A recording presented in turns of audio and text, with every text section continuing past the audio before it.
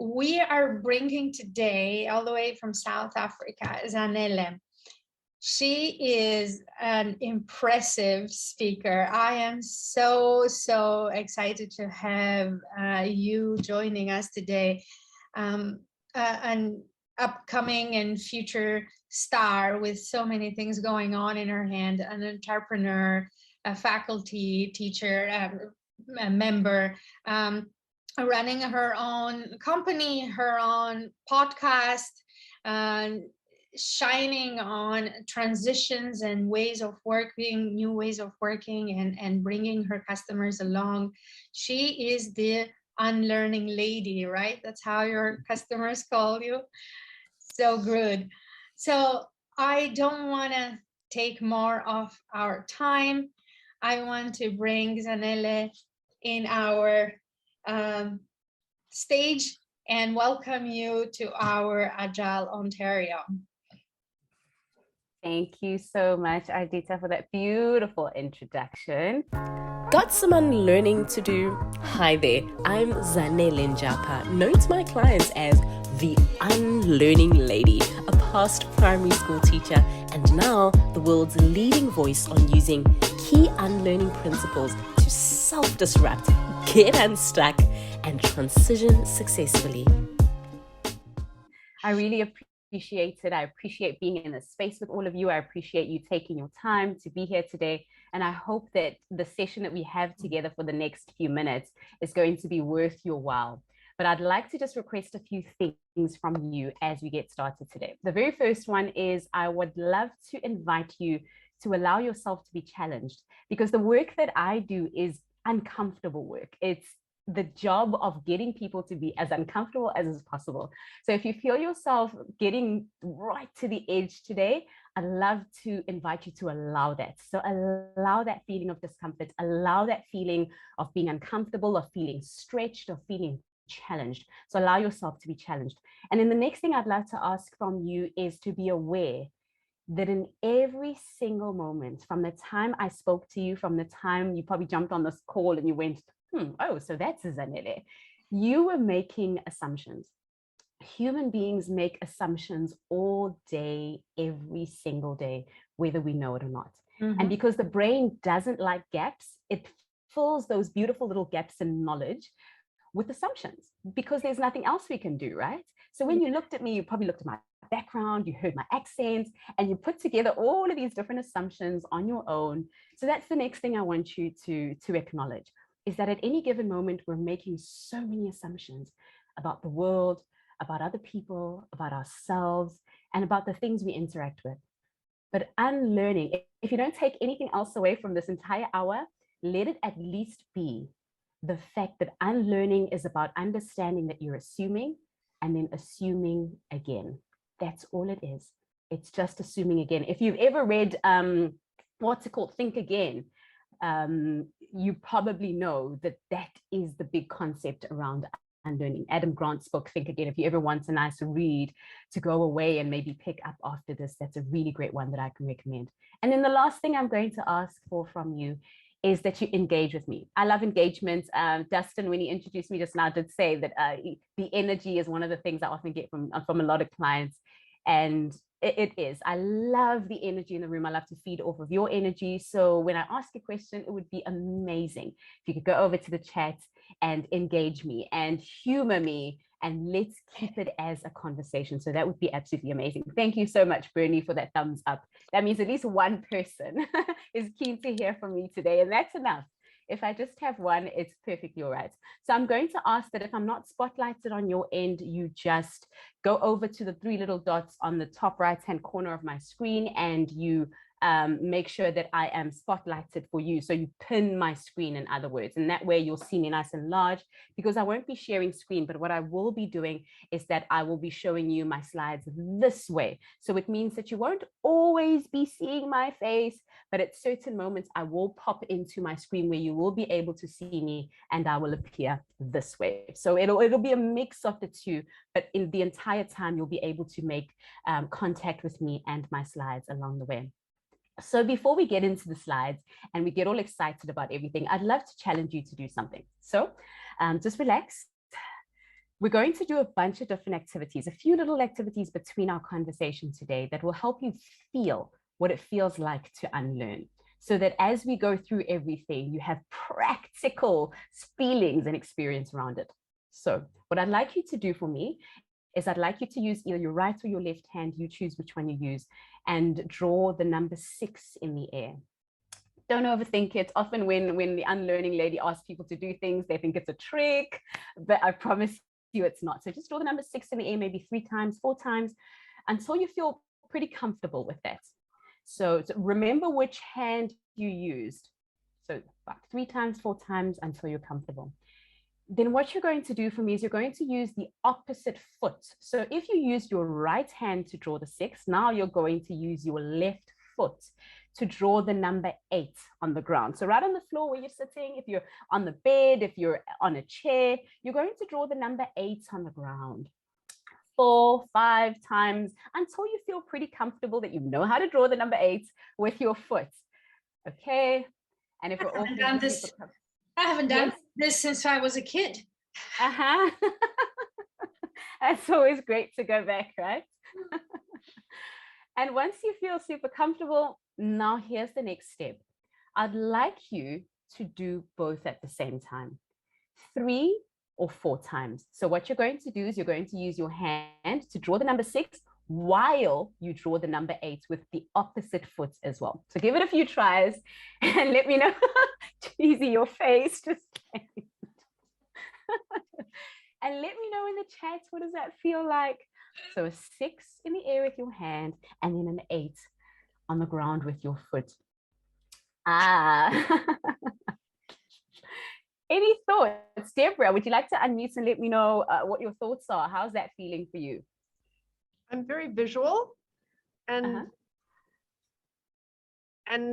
I was trying to, because I couldn't see both things, I was trying to go with the rhythms, and of course the rhythms of both were different. And I think you saw me making a funny face is because I realized I was getting it wrong. Like the 6 is so simple, and yet it was turning into a 0.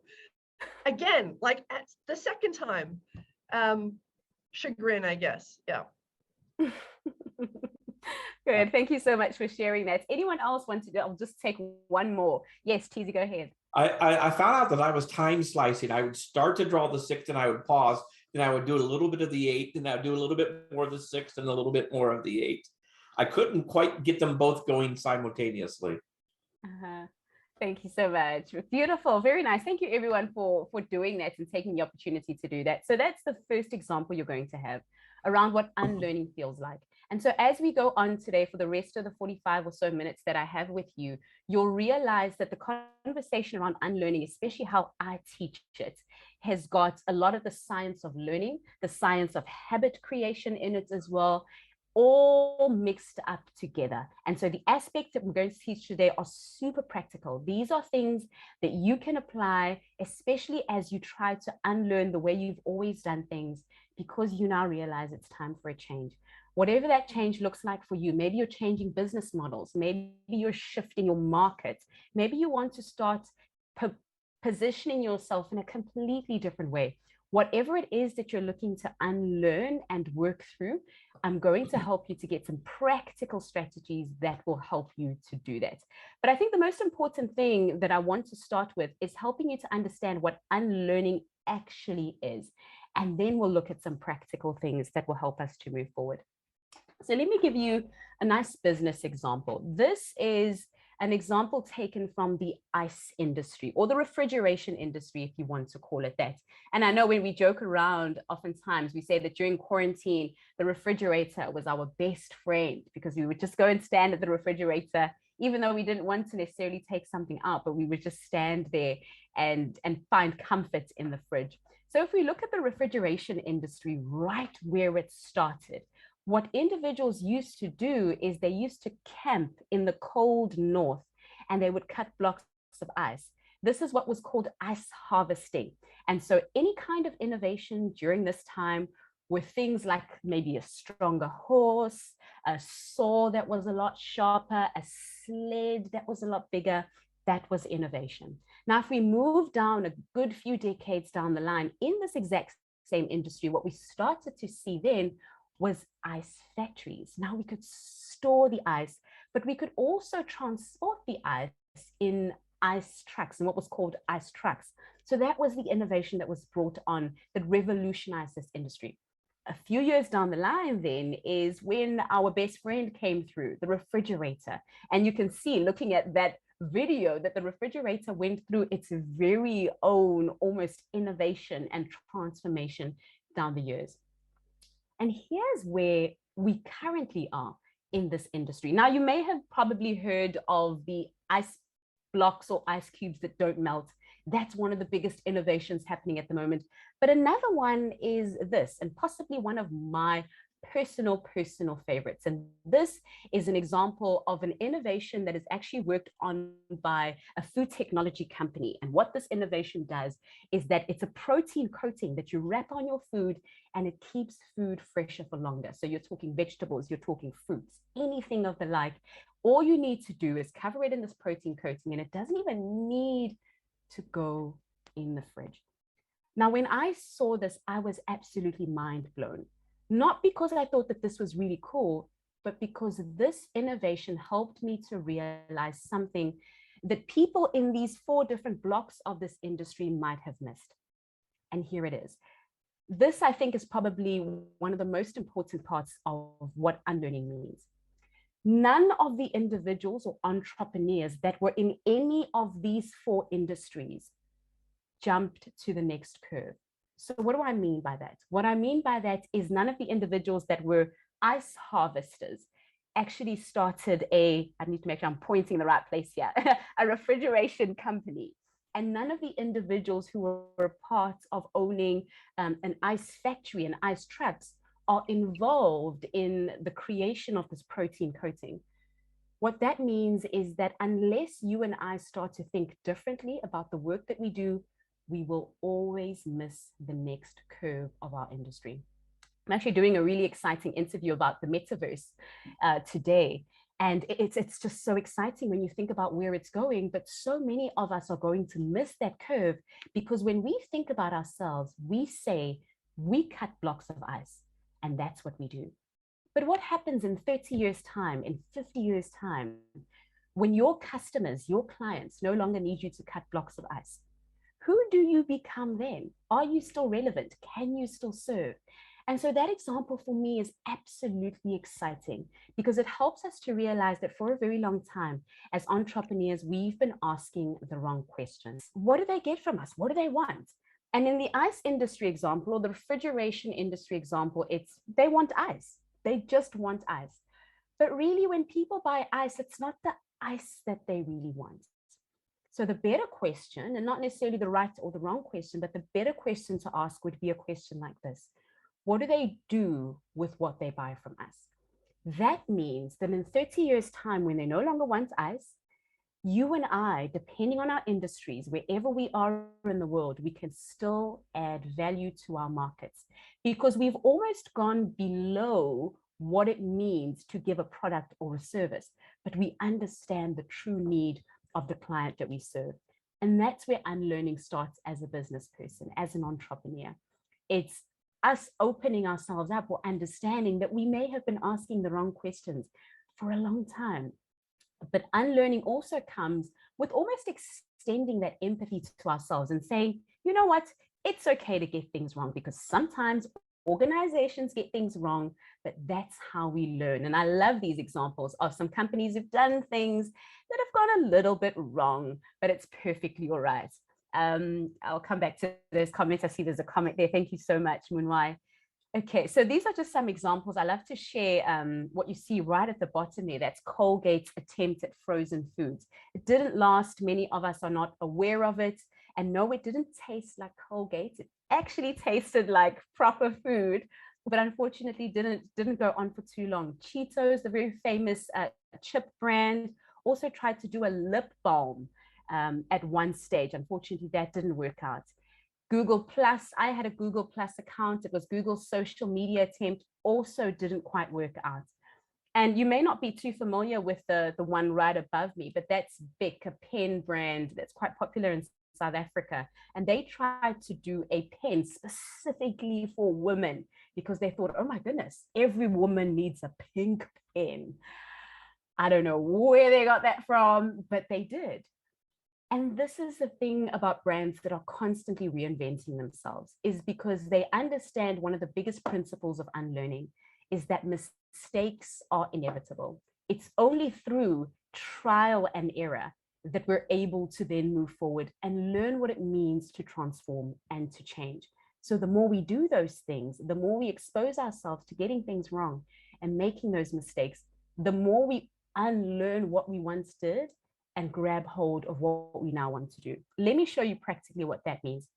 You've probably seen me do this exercise before, but still human me if you have. I'd love you to cross your arms. I promise it's not a trick. Yeah, this time it's not a trick. Last time was a trick, I'll admit. So just cross your arms. Just normally roll your shoulders back. I know sometimes you get so tense. So just cross your arms. Okay. And then I'd like you to uncross your arms and then cross them the other way. It might take you a few moments to, Renee, you look like you were like, okay, what's the other way? That happens to me all the time. Okay, what does that feel like? Does anyone want to just unmute for a second and let me know, what does it feel like when you cross the other way that you don't usually cross your arms? What's the feeling there? Does that feel strange at all? Does that feel uncomfortable? Any thoughts? It's very awkward. Right? Very awkward. Okay, let me show you something. Now uncross, cross the normal way. Now you've just crossed the normal way, and what your brain is saying is, yes, that's more like it. Let's do more of that, please, because we're used to it. Now uncross and cross the weird way again. And the more you do this, what you'll start to notice is that it feels less weird. It starts to feel less strange the more you do it. And this is a practical, very everyday example, but unlearning works exactly the same way, especially on a neuroscience level. Now, I do a lot of neuro coaching, and this is one of the biggest principles around change and unlearning is consistency is absolutely key. So how do we build that? How do we build unlearning so that it almost becomes an absolute skill for us? And we've opened up ourselves to that place where we can make mistakes openly and feel like right at the end of making those mistakes, we know that we can fly. Let's talk a little bit about what that means. So I would like to now introduce you to a concept that I teach. This is where if you're wanting to write notes, you can write notes, because this is a very big part of practically what unlearning is, and then 3 things that you can apply as you start to relook your business, as you start to relook your business model, whatever it is you're unlearning at the moment, and how you can move through that. So let's start by looking at what builds the capacity to unlearn. How do we get to do that? And it all comes down to a concept called mental flexibility. And mental flexibility is all about how our brains can change, how we open up opportunities for our brains to process in one way and then also process in another way soon after. But the other way to think about this is learning. It's all about learning. Oftentimes I'll get the question, but unlearning, relearning, is it not the same as learning? What's that all about? And here's the truth. It's all learning. Your brain, whether you know it or not, learns through unlearning and relearning. It's all the same thing. Let me give you an example. Sorry, that was not the example. I had to sneeze. Let me give you an example. So imagine a little girl. She grows up with a dog in her family home, and the schema or the connections in her brain start to think about a dog by characterizing the ears. Maybe it'll think pointy ears, snouty nose, furry body, and 4 legs. So she knows if she sees an animal that ticks those boxes, instantly her brain will categorize it as a dog. But it's the first time she's ever seen one. So she goes a few years with that very same mentality or that very same idea in her head, until one day she meets a wolf at the zoo on her visit. We spoke about the zoo a little bit earlier on in the call. What does her brain say? Dog, right? because the schema or the little categories she's corrected in her brain or connections she's made in her brain are saying pointy ears, snotty nose, furry body, 4 legs, tick, tick, tick, tick, tick, dog, dog, dog, dog, dog, until it starts to violently bark at someone and do something that her dog doesn't do. Then what the brain does is called learning. That's the moment where learning happens, because she has exposed herself to information that contradicts or is new compared to what she knew. I'll give you another example that's quite interesting. I often say it's quite detrimental to hang out with friends who consistently give you the same information. We always say, oh, I love hanging out with the boys, or I love hanging out with the girls because they understand me. But research from Stanford University actually says that you and I think about 60,000 thoughts a day, but 90% of them are exactly the same.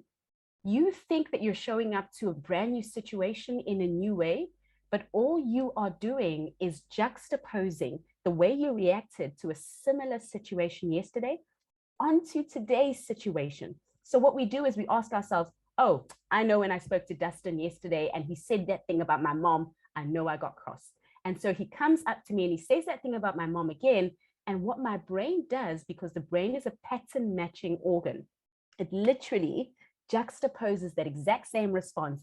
And you think, and we think we're showing up differently. And so learning, to go back to the concept of learning, which is so important before we can start talking about unlearning, is very much about exposing ourselves to information that is contrary or is different from what we already have. And that's where the magic happens. Now let's look at what that looks like. I'd love to introduce you to a framework in these last 30 minutes. And this is where I'd love to have a bit of a discussion with you as well around what you've been practicing, what you've been trying, how you've been unlearning, and also what tools you've been using. This is a framework I call Switch, Shift, Shuffle. And the purpose of this framework is to build mental flexibility. Think about the brain as an elastic or as a sponge. The more it gets stretched in a particular way, the more you can call certain actions from it. So you can't make a demand on your brain similar to your body that you haven't prepared it to show up as. Does that make sense? It's like working out for a marathon. And then when you get to the marathon, you can then expect your body to go to that extent because you've put in the practice. A lot of the time as entrepreneurs, we expect ourselves to come up with great ideas and unlearn the way we used to do things, but we haven't built the mental flexibility that is needed in unlearning. And that's where most of the magic happens. So let's look at this amazing framework. Switch, shift, shuffle. Practical things you can do on a daily basis to make you a better unlearner. And what I love about this framework is you can apply it personally, but then also when you start to think about the things you want to unlearn in your business, you can apply these as well. They are that context movable, if you can think about it that way. So let's go to the very first one. The very first one is switch. And switch is all about asking yourself how you've always done a particular thing, more especially with your hands, if we think about it on a personal level. And you'll see that right behind me, there's a picture of a toothbrush. And that's the best example around switch. Maybe put in the chat box. This might be a really great moment for engagement here. Let me know in the chat box which hand you predominantly use to brush your teeth. Or you can lift it. Thank you, Deb. Okay, right. Okay, right. I'm also right. And then maybe go over to the chat and let me know, what percentage of the time do you give your other hand an opportunity? If, you know, assuming that you do have, that is an assumption that I've made. See how I'm acknowledging that I've made an assumption that we all have both, which is quite false. 5% live. What percentage of the time do you give your other hand an opportunity, or maybe even your foot, if you're nice and flexible, an opportunity to brush your teeth? No. I see the sheepish smiles. Cool. Okay, cool. So that's literally what switch is. Next time, or even as you sit there at your desk, I'd like you to acknowledge just how you constantly do things the exact same way. Like the hand that you have on your face, those of us who have hands on our faces at the moment, is it usually the exact same? I saw that. Is it usually the exact same hand? I saw it. Very nice. Is it usually the exact same hand? When you grab your water bottle, when you brush your hair, when you do little things each and every single day, are you always jumping to do them in the exact same way? And then the bigger question is, how can you switch that? How can you think about different ways practically to do the little things? And that's where it starts. Oftentimes people will say, no, how do I unlearn in my business? How do I change things in my business? But unless you've built the mental flexibility that you can call on in your business, it's not going to be there. And that's why this is really, really important. The mouse is meant for, let me just see, the mouse is meant for one hand. Yeah, Deb is making a point. She's like, if I switch the mouse use, Deb, I don't know, do you want to talk? Very good point. But changing the hand would change my mouse, the chain of events. I love that, Deb. So that's a big one to think about, because there is a lot of instinct behind it. But next time you're about to do something, I'd love you to ask yourself the question, how can I switch? How can I do this differently? What else can I apply? And this just maybe to move it a little bit to the business context. If you're about to fill out an invoice, about to send an invoice to a client, stop and go, I've always been sending invoices this way. How can I do one tiny little thing a little bit differently? Maybe I can look at switching it up and doing my invoices on a platform that makes it a bit easier. Maybe I can send invoices through a different piece of software. Maybe I can do things differently. Maybe I can just change the way I set it out. But if it's consistently the same, then you're not changing. You're always bringing the same version of yourself to that situation. You make it even harder for you to unlearn in the future. Here's an example I'd love your help with. This is a meal that they serve in the Netherlands. It's called hagelslag. And basically all it is a piece of bread that's buttered. You may be familiar with it. It's a piece of bread that's been buttered with some sprinkles on there. Now, I love sprinkles. I'm a diehard fan of sprinkles, but that's basically how they serve the meal. Now, let me know, maybe you can even unmute for this one, or you can raise your hand. If you go right to the bottom to the reactions, you can raise your hand and answer this question. What's a way that you can switch how you prepare this meal? So the original way to prepare it is you butter the bread and then you pour the sprinkles on. Done. And then you just eat it. How else? How could we switch the preparation of this meal? Yes, Liv. What if you mix the sprinkles and the butter first and then put it on the bread? I love that. Most of us would think of that and go, oh no, you're messing it up.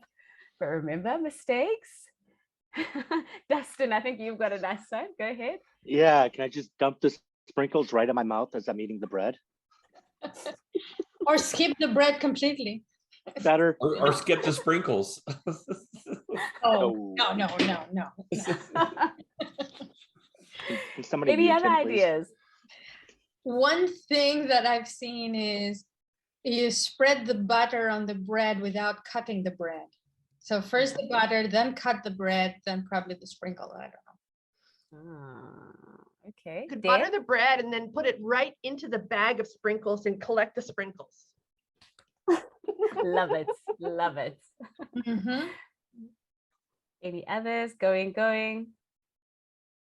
You could put the Fantastic. sprinkles. Oh, I was just going to Yes, say, you go could put ahead, the sprinkles directly in the bread. You can bake it like that. Ooh. Very nice, very nice. See what we can come up with if we just give ourselves an opportunity to play.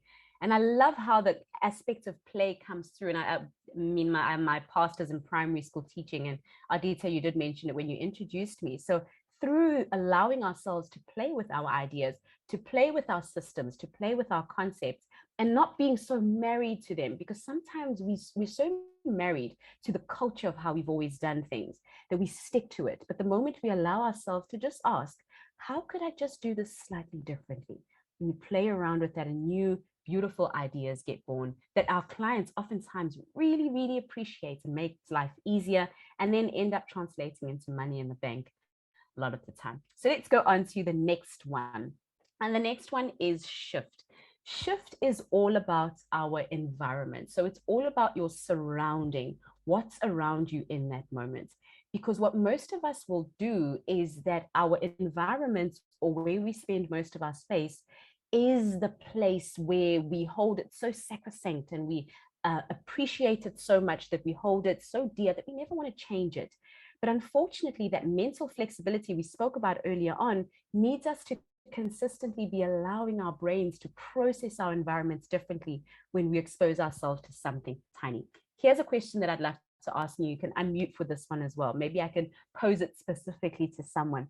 Bernie, I'd love to pose this question to you. How long has your bedroom been set up in the same way? And don't worry, we're all going to answer the question, so you don't have to feel embarrassed. Since I moved into my house 14 years ago, or 15 years. Yeah, I'm right there with you. Anyone else in the tens? Since I moved into my apartment, Yeah. seven days ago. Ah, congrats, Deb. Congratulations on the new apartment. I've Yes, reconfigured because of rearranging. I've reconfigured because of COVID. So otherwise it would have been exactly the same. Was that Yasmin or was that Yeah, Connie? That was I was you? saying I keep rearranging my bedroom every few months. What is the purpose? Why do you do it, Yasmin?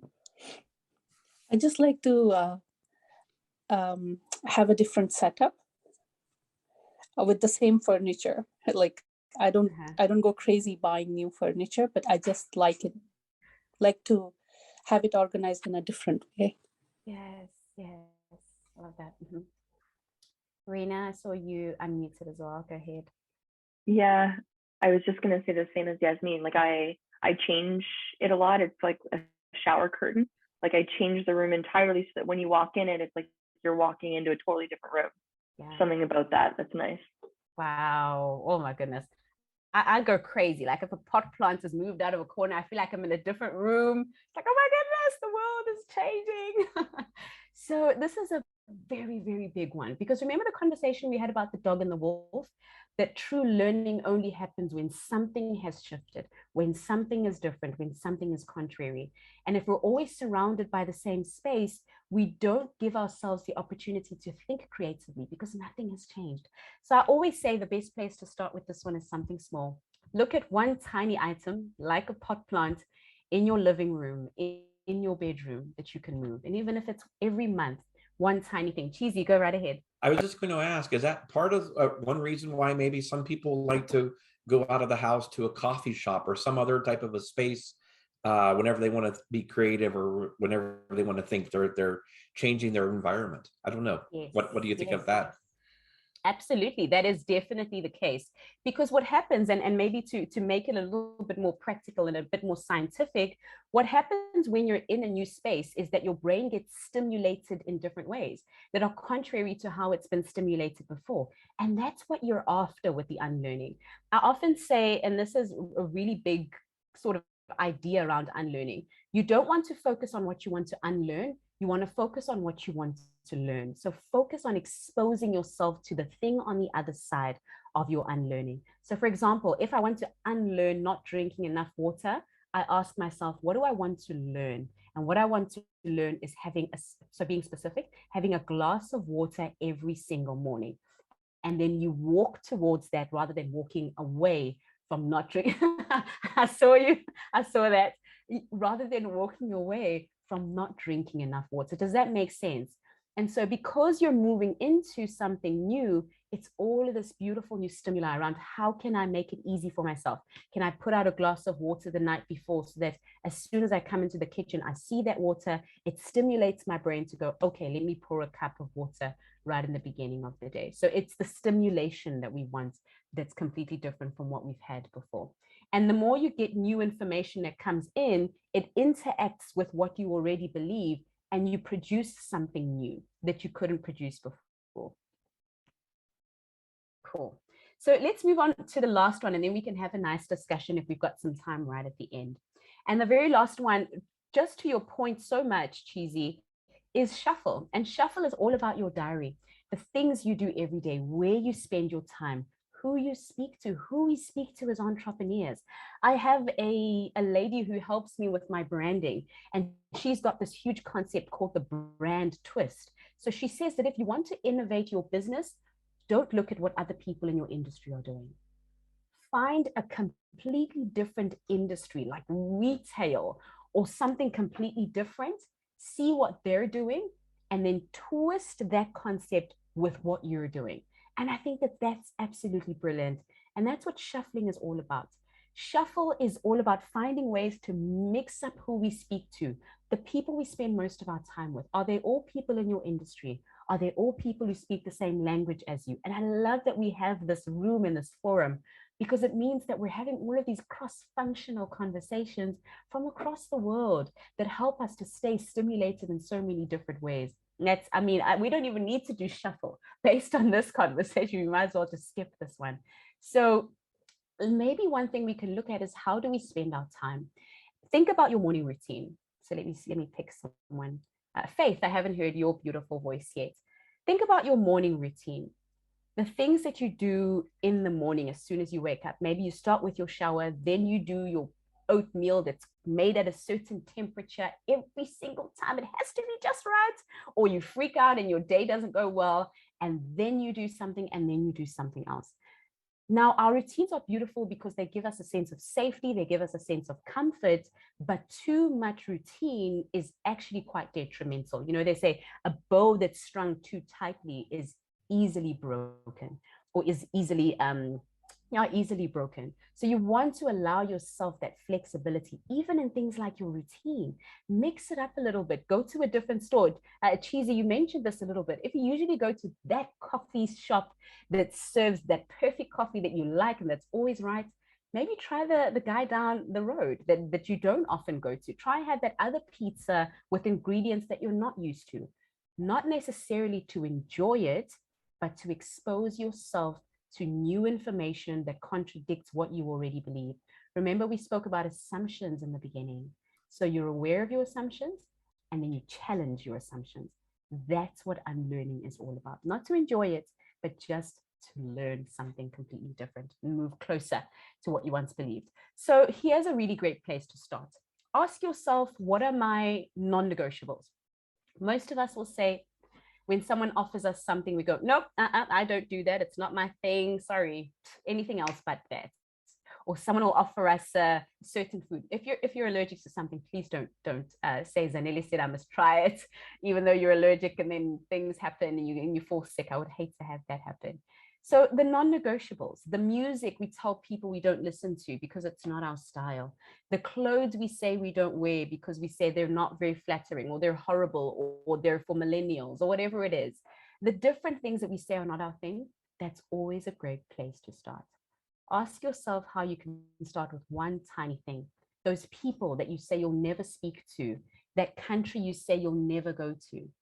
Ask yourself how you can start with one tiny thing. Because the next step in your business, or the next innovation that's going to take your business to the next level and help you to level up, lies in an experience that will challenge you to think differently, and then move from what you already believed into relearning something completely new. And that's all it is. It's that 3-step formula. It's not magic. It's about exposing ourselves consistently to something that helps us to realize that learning happens when we once believed that a dog was one thing, and then we re-hypothesize. That's all that unlearning is. If there's anything that you take away, at least let it be this beautiful picture of these little doggies today. I'd like to leave you with a quote as we end off our conversation together today. And it's one of my personal favorites. I think it wraps up this conversation quite well. And it's an African proverb that says, to get lost is to learn the way. You've probably noticed this if you've ever gotten lost. I get lost constantly. I'm actually a bit embarrassed to say, but I get lost constantly on the road when I drive, but I've gotten so used to it now. But when you're one of those people who gets lost often, you often know the best routes. Everyone asks you, oh my goodness, how did you know we could take that route? And then you pretend to be fancy, like you just know all of the routes. But actually one day you got lost and you were crying and you were screaming and calling hubby and all of those things. But that's how we learn. It's when we allow ourselves to get lost and we extend to ourselves that grace and the gift of change, the patience that comes with it, the patience to unlearn, and put ourselves in situations where we can be challenged and can make those mistakes that need to be made. Thank you so much. These are my details, just in case you want to reach out and continue the conversation with me. You can do so on that email address, the one you see on your screen. My YouTube link is there. I'm also on Instagram if anyone is an Instagrammer, and they can connect with me there. Otherwise, thank you so much, Ardita. Thank you so much, everyone, for having me. I did want to leave a bit of time for a discussion, Ardita. I hope that